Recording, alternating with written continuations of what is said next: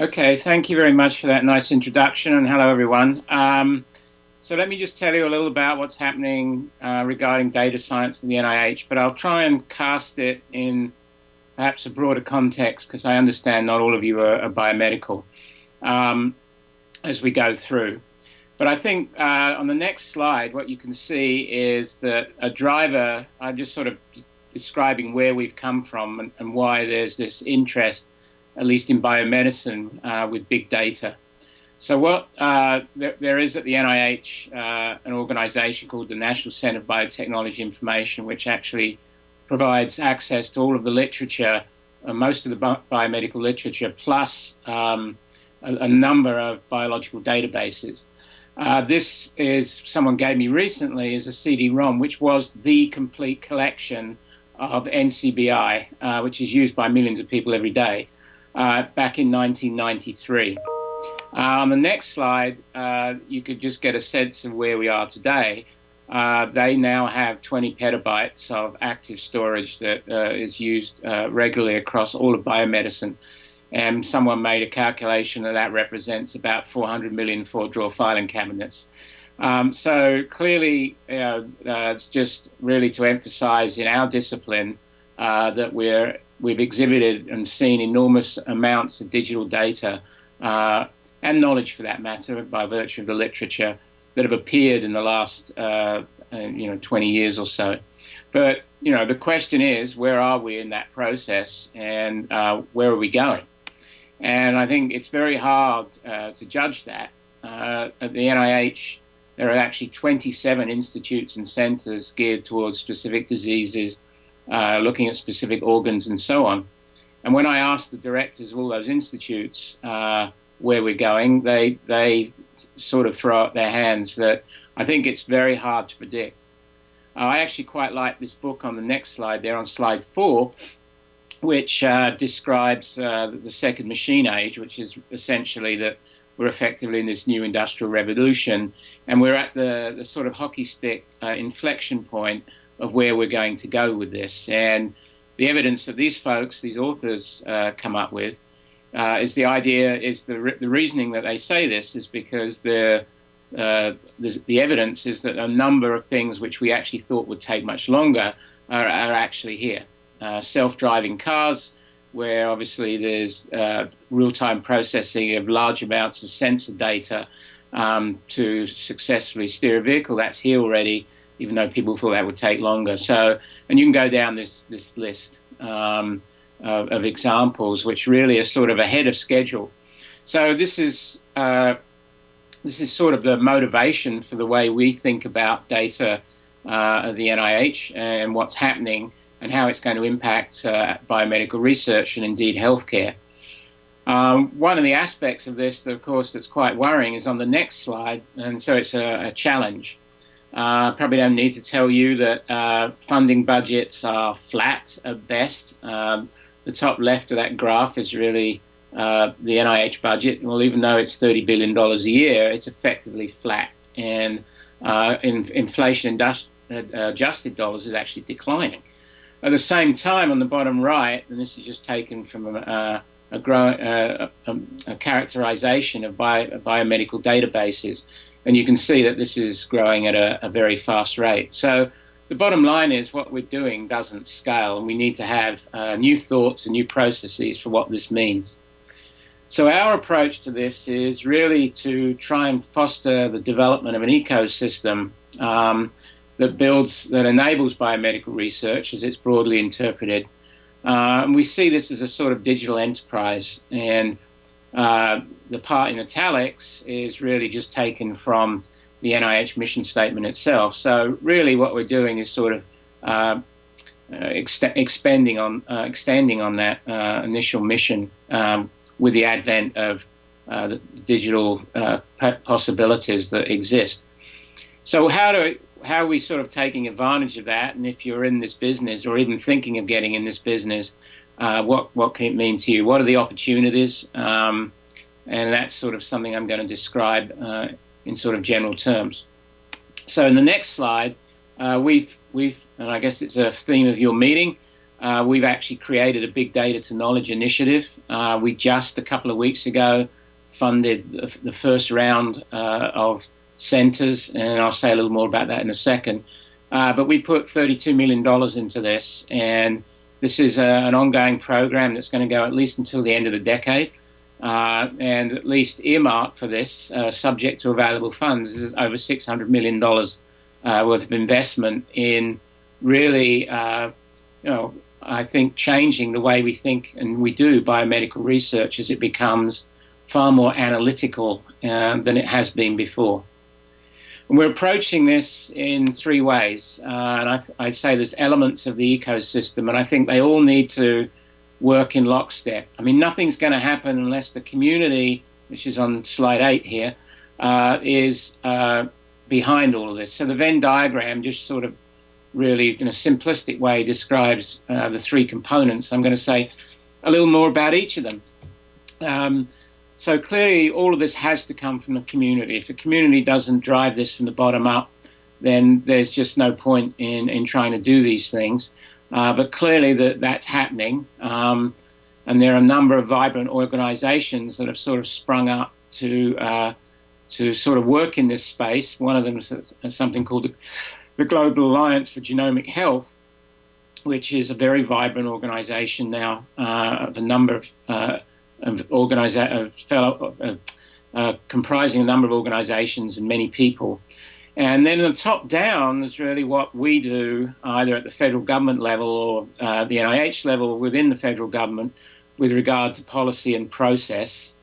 And then the other part is the infrastructure to support it. And then sitting in all of this is the need to sustain it, to support collaboration, and of course training. Training is critical to all of this. It's been identified as an area where we really need to do more because right now the supply is way out of whack with the demand for jobs in data science, not just in biomedicine, but everywhere. When I left San Diego about 6-7 months ago to take this job, I was the Associate Vice Chancellor of Innovation, and we had a big data meeting just before I left, not dissimilar to the one you're having today. And I have to say it was extremely well attended, and the folks, the private sector folks said there that at that time there were 4,500 data science related jobs in biomedicine in San Diego that could not be filled. And at that time, our UCSD didn't even have a data science major. So clearly these things need to be addressed. But none of this stuff is going to happen without, in the next slide, slide 9, what we call the sort of virtuous research cycle. So, researchers are going to do what is best for their research. And I think, the motivation is within that, and that's sort of shown on the next slide.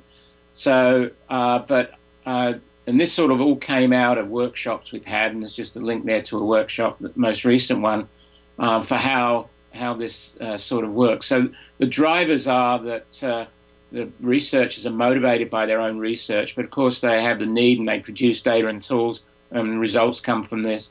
So it's really that's sort of the seat on this kind of three-legged stool, if you like. So let me just say a little about our thinking with respect to each of the legs, and let's start of the stool. Let me start with policies. So at the NIH, we have data sharing policies, and they vary depending on the type of data. We've just introduced a more extensive genomic data sharing policy, which of course is an effort to balance the need to make these data public because they were generated with public money versus protecting the individual, the privacy of the individual. So there's quite extensive policies that have been developed to support this. We're extending what we do with data sharing plans. NSF, for example, has data sharing plans on all of their awards. We currently only have them on larger awards, but that's changing. But in any case, I don't think any of us really, and enforce is not a good word, but really encourage the use of data sharing, whatever one says in a data sharing plan. And I think we're implementing ways, first of all, by making the data sharing plan itself that you write with a grant machine readable, so it can be passed and checked to see if, in fact, data has been made available. So these are examples of data sharing policies. I think another aspect of this, which is forthcoming, is the idea that I think, which is to me critical in all of this, which is the idea that what it means to be a scholar is actually changing. And I think it's wrong for us to measure people just, as they say in the biomedical space, by their output in one-word journals, namely Science, Nature, and Cell. There's much more to being a scholar. There always has been, but it's even more pronounced in this era. So, for example, one should be rewarded for producing well-formed and reusable data sets that enable others to do science. And so I think we need to put more emphasis on the value of data. And data citation is one way of doing that. So I think you're going to see that very shortly that we will really support the notion of data citation as a valid form of citation, just as a paper is cited. And we'll see that on grant submissions, reports, bibliographic sketches, and the like. And clearly this is in keeping with the emergence of data journals and so forth. So that's what I wanted to say. There's a lot more to say, but I'll be brief because it'd be better if you have questions, if we had a bit of a chat about some of these things. Just to say briefly about the infrastructure, we're in the process of setting up the notion of a commons, which is, as you, in the sort of simplest sense, is pretty much like a commons in a village. It's a shared space that no one really owns, that people come and use. And in our case, it's going to support, it says data there, but it's really about supporting all research objects, software, data, narrative, and so forth in a shared environment. And we're standing this up in conjunction with the awards we've just made. So it's really a collection of, physically, it's a collection of compute and storage resources, both in public and private clouds and in institutions and so on. And what makes it, what defines it, are essentially an agreement that those providers apply to. So there's a sort of commons compliance. And it's not, that doesn't mean very much, and it'll mean very little in the beginning. The meeting we had earlier this week to discuss a lot of this stuff with the PIs of the awards we've just made had present the major cloud providers, Google, Amazon, and Microsoft. And this is now beginning to be set up. So just to give you an example, I'll give you one example of what this could look like. In other words, it could actually look like effectively what a Dropbox looks like. It could be an icon on your desktop. But as you drag and drop file types into this, we can do more than is typically done with a resource like Dropbox, which is namely not just define the sharing and the provenance associated with that data, but also validate it against standards that have been defined by the community at the point that it's dragged and dropped. That would, for example, then generate some metadata that describes how compliant it is to a community standard, which is available to certainly the people who own the data, but also the people that they share it with. And so, at one level, it's sort of a storage of with a measure of quality on that data. We're not doing this in a big way. We're just going to run some experiments to see how this, if and how this starts to take off. So it's a really quite agile approach. So just on the next slide with a US map on it, these are the various centers that we funded. We funded a series of centers, and those centers, 12 centers, and those centers have a series of collaborators. And I'll notice that there's, from Nebraska, there's quite an omission there. So certainly going forward, I think having your engagement in this would be highly desirable. And so these are all folks who have, at some level, these awards, and they're all working. And there's a consortium that's now begun so that we begin to develop this ecosystem. So while they're doing specific research within their own centers across a large variety of data types, ranging from molecular data, genomic data, all the way through to patient cohorts, and in fact, data that relates to e-health and mobility, so collecting large streams of data from mobile devices and so forth. All of that's embraced within these centers, and they will be developing tools, standards, reference data sets, and so forth, which will become part of this ecosystem and be shared by everybody who's interested. So that's sort of how it looks like. In the next slide, I won't go into the governance of it, but we had that meeting already, and it was, I would say, very successful. So just to sort of describe some short-term interactions that are going on, to give you a flavor, if you're directly involved in this area, you might want to think about attending these workshops. If not, it really gives you a flavor of the kinds of ways we're thinking, at least within one federal agency, which I hope you find useful. So first of all, it's clear that, I have only been in the federal system for a few months, but it's so incredibly siloed. It's quite depressing in many ways. So I think we've been reaching out to other agencies. So we have workshops set up now with the NSF. And one of the things we're going to look at there is really the education of university administrators about how scholarship is changing and how the funding agencies are thinking about that change, and how we're hoping that institutions will respond to that change in how they do promotions and the like. Another one is really the notion of public-private partnership, and we're working with NOAA on a workshop around this. So I think the sustainability aspect of what we do in the face of flat budgets really calls into prominence the idea that we have, that we bring the private sector into these things. We're working, Elixir's a big network of biomedical resources and people in Europe, and we're working with them on some standards. One of the standards I find particularly interesting is the idea that there's an emergent, ever-increasing emergent set of courses, online and physical, that relate to all sorts of things, of course, but including data science, that really finding them and getting any sorts of measure of how the quality of them is really, is very hard. So I think a first step is to have some standards for describing these things so they can be searched and looked up. And in other words, metadata that describes these courses. And that's not something that we should do in isolation. It's something we should do with other agencies in the US and with our overseas partners. And that's going on. And then I'm very keen on the idea of working with non-traditional communities, and at least from the NIH point of view. And so an example of that is the game developers have come to us. They want to get involved in biomedical research. We're having a workshop actually next month with them to look at what we might do. We've already had hackathons that related to HIV, which was extremely successful, and a series of very entertaining and useful kinds of educational games came out of that. And so we're looking for that kind of model. And then there's going to be workshops around sustainability.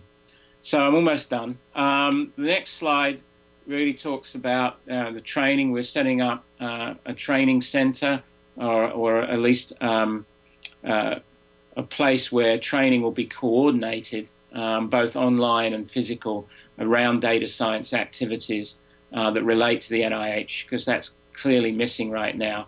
And we made a series of awards that already, and there'll be more this year, which relate to short-term training opportunities. So the idea that graduate students and postdocs can go and spend time in data science-rich labs. Sorry, there's a typo there, and come back and bring that skill set back to their own laboratories. And then, of course, in 3, there's the training of people in the discipline of sort of biomedical data science itself. So we've funded a series of awards that support that already, and there'll be more.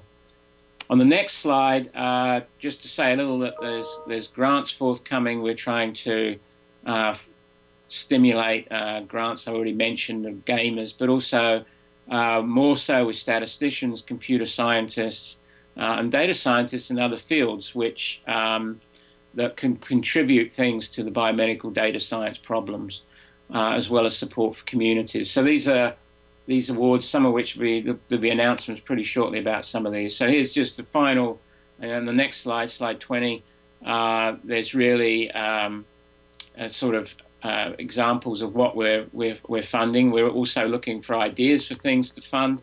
So this is your chance to speak out. So certainly the commons that I mentioned that we're setting up, we're looking for sort of uses of the commons. We've got lots of ideas around that, but we want to hear from the community. The idea of standards, of course, is important. There are frameworks that exist that sort of catalog and describe standards already. We'd like to see that continue and certainly build upon that for what we're interested.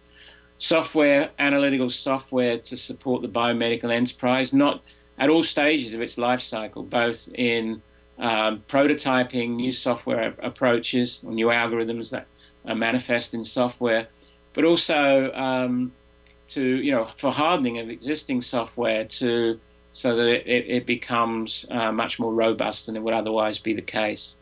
And I mentioned the community as part of it. And then, relatively small amounts, but we're interested in some high-risk, high-return projects. I mean, I think one of the disappointing things that's happened with the fact that funding levels overall across agencies is so low right now that it's made the system more conservative, and we're not seeing the kinds of high-risk kinds of proposals that people believe they just wouldn't get funded. So we want to try and stimulate that as best we can. So that's pretty much it from me. I didn't want to go on too long. If you have questions, I'll be happy to answer them, or anything you want to say, really. And I put my email up here on the very last slide, and I encourage you to contact me if you have thoughts or ideas or questions. Thank you very much.